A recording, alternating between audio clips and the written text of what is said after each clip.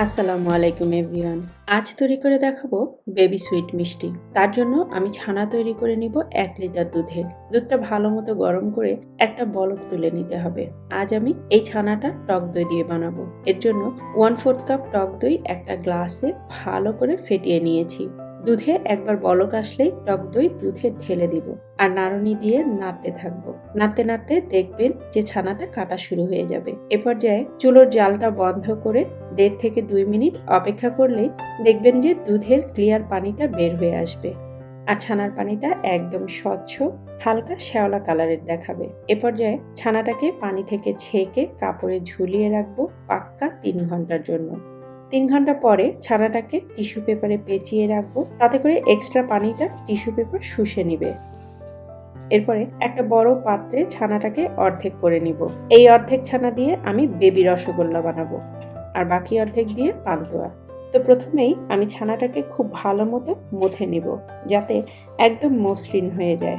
প্রায় 5 মিনিট পরে আমি 1 টেবিল স্পুন পরিমাণ নিব সুজি, 2 চিমটি পরিমাণ বেকিং পাউডার, একটু হাত দিয়ে মিশিয়ে নিয়ে এতে দিয়ে দিব 1 টিস্পুন পরিমাণ চিনি। এরপরে সব শুকনো উপকরণকে ভালো মতো মিশিয়ে নিয়ে ছানার সাথে মথে নিতে হবে ভালোভাবে। প্রায় 5 মিনিট ধরে মথে নেওয়ার পরে এগুলো যখন একদম মসৃণ হয়ে যাবে তখন ছোট ছোট করে রসগোল্লা বানিয়ে নিতে হবে। হাতের সাহায্যে মিষ্টিগুলোকে খুব মসৃণ করে নিতে হবে। এভাবে একে একে আমি সবগুলো মিষ্টিকে বানিয়ে নিব।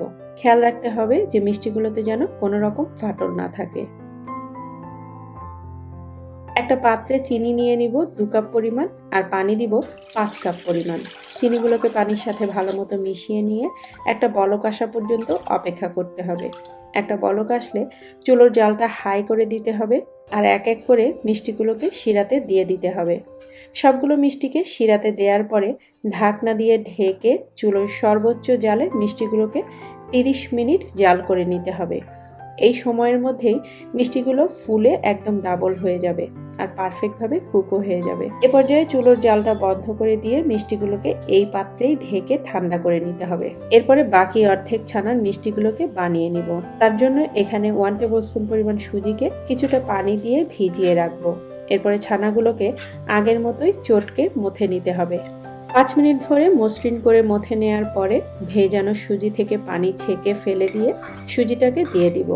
সাথে দিব 2 টিস্পুন পরিমাণ চিনি, 1/4 টিস্পুন পরিমাণ বেকিং পাউডার ও 1 টিস্পুন পরিমাণ ঘি।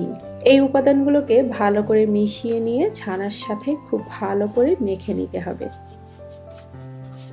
প্রায় 5-6 মিনিটের মতো মথে নেওয়ার পরে দেখবেন যে ছানাটা খুব ভালো মতো মসৃণ হয়ে গেছে। তখন হাতে কিছুটা তেল বা ঘি মেখে ছোট ছোট বল আকারে মিষ্টিগুলোকে বানিয়ে নিতে হবে। সবগুলো মিষ্টি মসৃণ করে বানিয়ে নেওয়ার পরে চুলোতে একটা পাত্রে পর্যাপ্ত পরিমাণ তেল দিয়ে দিতে হবে মিষ্টিগুলোকে ভাজতে। মিষ্টিগুলোকে ডুবো তেলে ভেজে নিতে হবে। তেলটাকে আঙ্গুল ডোবানো যায় ঠিক এরকম গরম করে মিষ্টিগুলোকে ছেড়ে দিতে হবে একসাথে। চুলোর জালটা মিডিয়াম টু লোতে রেখে একটু সময় নিয়ে মিষ্টিগুলোকে ভাজতে হবে। প্রায় 10 মিনিট পরে এভাবে মিষ্টিগুলো তেলের উপরে ভেসে উঠবে। এরপরে মিষ্টিগুলোকে বারবার নেড়ে চেড়ে সব দিকে সমানভাবে কালার করে ভাজতে থাকতে হবে। যখন মিষ্টিগুলো এরকম হালকা ব্রাউন হবে তখন 8-10টা মিষ্টি তুলে নিতে হবে তেল থেকে।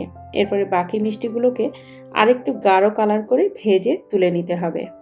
এরপরে শিরার জন্য আমি চিনি নিয়েছি 2 কাপ আর পানি নিয়েছি 4 কাপ। শিরাতে যখন বলক চলে আসবে তখন মিষ্টিগুলোকে শিরাতে দিয়ে ঢাকনা দিয়ে ঢেকে কুক করে নিতে হবে হাই জালে 10 থেকে 15 মিনিট। এই সময়ের ভেতরেই মিষ্টিগুলোতে শিরা ঢুকে টইটুম্বুর হয়ে যাবে। মিষ্টিগুলো ঠান্ডা হয়ে গেলে এভাবে একটা বাটিতে তুলে সার্ভ করতে পারেন। সাধারণত এই বেবি সুইট মিষ্টিগুলো আমরা বিভিন্ন ধরনের ডেজার্ট সাজানোতে ব্যবহার করি। মিষ্টিগুলো কিন্তু খুবই সফট ও মোলায়েম হয়েছে। একটা বেবি রসগোল্লা আপনাদেরকে কেটে দেখিয়ে দিচ্ছি। মিষ্টিগুলো কিন্তু একদম পারফেক্ট ও সফট হয়েছে। আপনারা চাইলে দুটো মিষ্টি পাশাপাশি এভাবে সার্ভ করতে পারেন অথবা এভাবে একসাথে করেও সার্ভ করতে পারেন। যেভাবেই সার্ভ করেন না কেন, যার সামনেই পরিবেশন করবেন সেই প্রশংসায় পঞ্চমুখ হয়ে যাবে। আশা করছি আমার আজকের রেসিপিটি আপনাদের কাছে ভালো লেগেছে। আর ভালো লাগলে প্লিজ ভিডিওটিতে একটি লাইক ও বেশি বেশি শেয়ার করবেন। আল্লাহ হাফেজ।